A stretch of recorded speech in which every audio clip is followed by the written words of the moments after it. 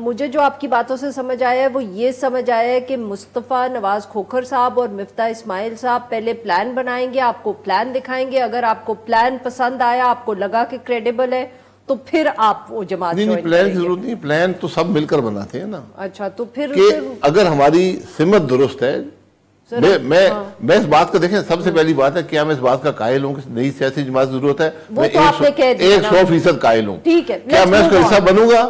یہ میں مشاورت کے بعد فیصلہ کر لوں گا۔ ٹھیک ہے، بٹ میں I'm just moving ahead and کیونکہ آپ نے کہا کہ بھئی clearly you're irritated by this question کہ میں اس جماعت میں جاؤں گا کہ نہیں، تو میں سر نہیں آپ سوال کر سکتی ہیں، میں آپ کو جواب پہلے ہی دے دیا آپ کو۔ ہاں I know، تبھی تو کہہ رہی ہوں نا سر تو پھر یہ جو پلان ہوگا جو آپ کہہ رہے ہیں ہم بنائیں گے، تو سر جب آپ تین بیٹھیں گے یا اور لوگ بیٹھیں گے تو اس کے اندر سر یہ بھی تو آپ کو سوچنا پڑے گا۔ اس پلان کے بغیر جماعت نہیں ہوگی، نہیں ورنہ آپ وہی ہوں گے جو باقی جماعتیں ہیں۔ ٹھیک ہے سر، بٹ میں اگر وہ کہ دیکھیں جہاں باقی ساری جماعتیں فیل ہو گئیں تو اس کا تھوڑا سا شاید میرے خیال میں I can be wrong، شاید یہ بھی مسئلہ ہے کہ یہ جو ہم بات کرتے ہیں کہ یہ پلان ہوگا کیا، صرف مطلب کہ آئیڈیالوجی تو رہی نہیں اب لیفٹ کی یا رائٹ کی، اکانومی ہم نے چلانی ہے جیسے IMF نے کہنا ہے۔